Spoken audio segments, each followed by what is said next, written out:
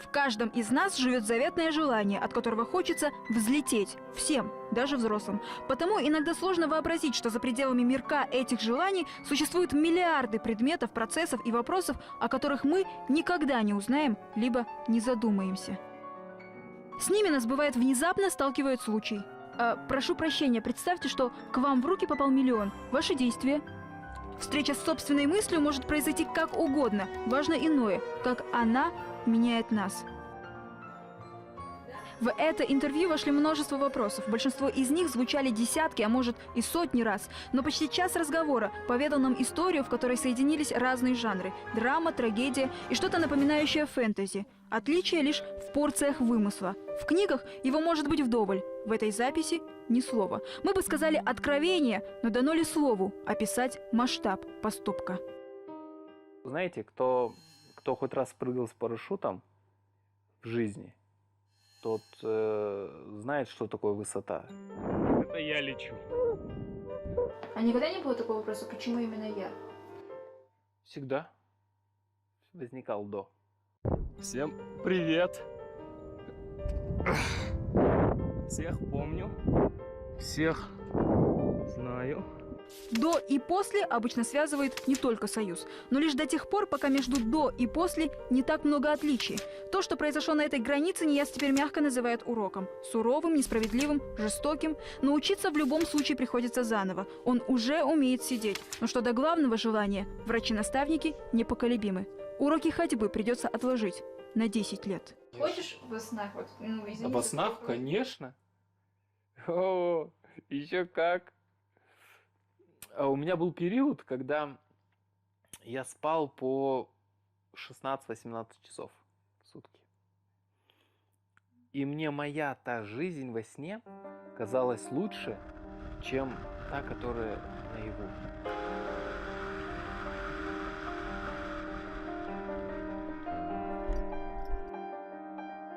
Падение было быстрым и мгновенным, по воспоминаниям секунда, которая превратилась в миг между 4-м этажом квартиры и землей, закатанной в асфальт.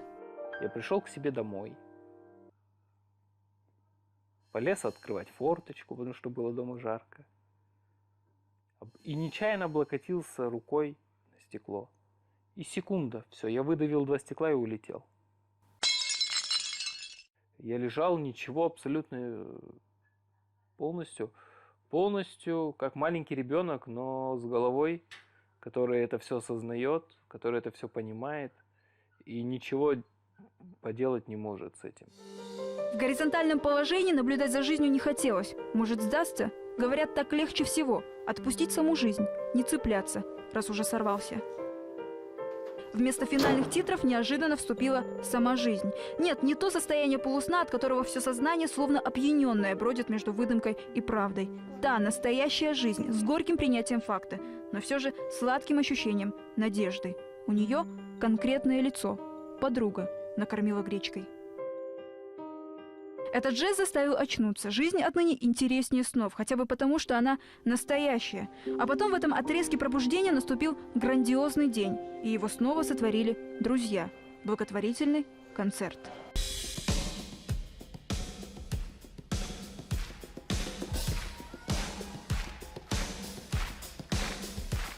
Когда мы с ним познакомились, он, конечно, был в шоке, потому что я залетела такая к нему домой, типа там, привет, меня так-то, так-то зовут. Предложила ему такую помощь и сказала, что если ничего не делать, то ты так и будешь продолжать лежать, потому что так нельзя делать. И когда он мне сказал, что как бы он согласен, давай, хорошо, сделаем, мы взялись за это. Присоединились все люди, очень много людей пришло, ну, порядком для такого концерта, для такого города, как бы, да. 600 человек где-то было, примерно вот так вот. Я не помню, зал собрался полностью. Нияз, приветствую. Мы рядом с тобой. Это все ради него. Слова, песни, речи. В Караганде им стало слишком тесно. Благотворительная кампания быстро охватила всю страну. Если бы этого не было? Если бы этого не было, то, наверное, и не было бы меня сегодня. Я могу с уверенностью это сказать. Она длилась 2 года, до прошлого понедельника, когда счет в банке перестал принимать средства. Позавчера мне позвонил молодой человек который сказал, что хочет уточнить реквизиты фонда, потому что хочет перечислить деньги на акцию «Подари детям жизнь». Он сказал о том, что ему в ближайшие 2 года лечения не понадобится, и дай бог, что и не будет нужно, поэтому он принял решение, что те деньги, которые ему собирали на лечение, они послужат детям, которым нужно лечение именно сегодня и сейчас. Все будет к месту и ко времени, и только в тот момент, когда я буду нуждаться в нем особенно остро. И сразу можно написать: спасибо, друзья, за все то добро, что вы для меня сделали. Эти предложения собственного сочинения. В них весь смысл поступка. 5,5 миллионов непременно пойдут на благотворительность, ради чего они и были собраны. Просто пока не на его лечение. Решение совсем не опрометчивое. После падения слишком сильно ощущаешь жизнь. Был ли шанс поступить иначе? Потому что я не отдал свои деньги. Я отдал деньги, которые перечисляли мне на лечение. Поэтому это деньги всех казахстанцев. Это мы все совместно сделали одно большое доброе дело.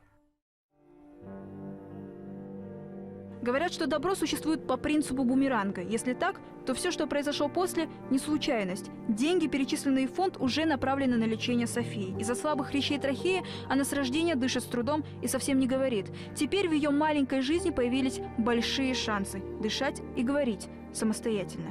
Нияз тоже пакует чемоданы. Он как раз оформлял документы в день интервью. Его пригласили в Индию на лечение, от которого он поначалу отрекся в пользу других, но приобрел этот шанс заново. Значит, все к месту и ко времени? И большая мечта обязательно сбудется. Я скажу так, у меня желание на зеленом лугу босыми ногами пробежаться по зеленой траве. Именно пробежаться. Не пройти с палочкой, не проползти там, не еще что-то. Именно пробежаться, вдохнуть запах степи. Вот это самое главное.